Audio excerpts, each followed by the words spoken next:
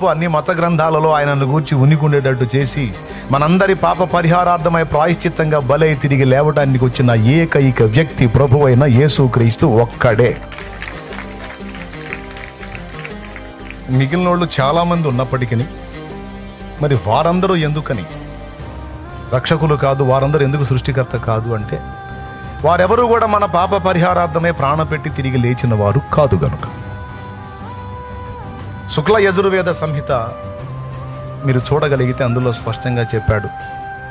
దేవతల సంఖ్య అందులో మాట్లాడాడు. 33,33,33,333 మంది దేవతలు.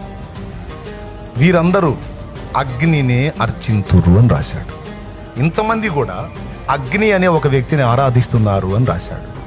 ఈ అగ్ని ఊర్రా, ఇంతమంది కలిసి ఇతనికి సాగిల పట్టం ఏంది, ఇతన్ని ఆరాధించటం ఏందని ఈ అగ్నిని వెతికితే ఈ అగ్ని ఎవరంటే అదే శుక్ల యజుర్వేద సంహితలో చెప్పాడు. అగ్ని పశువై ఉండెను, దేవతలు అగ్ని పశువుతో యజ్ఞము చేసిరి, అగ్ని భూలోకమును జయించినాడు అంటాడు.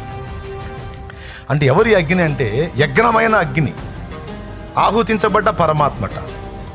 ఆయన చనిపోయి తిరిగి లేచాడట, అధిపతి అయ్యాడట. మరి ఇవన్నీ ఎవరికి సంబంధించింది మీరు చెప్పండి? ఎవరికి సంబంధించింది అంటే ఇప్పుడు దేవదూతలు మానవులు మొత్తం కలిసి ఎవరికి సాగిలపడాలి?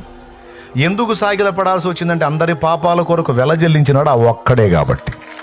అందుకే యేసే నిజదేవుడు, యేసే నిజరక్షకుడు, యేసే సృష్టికర్త. యేసు తప్ప మరో రక్షకుడు లేడు.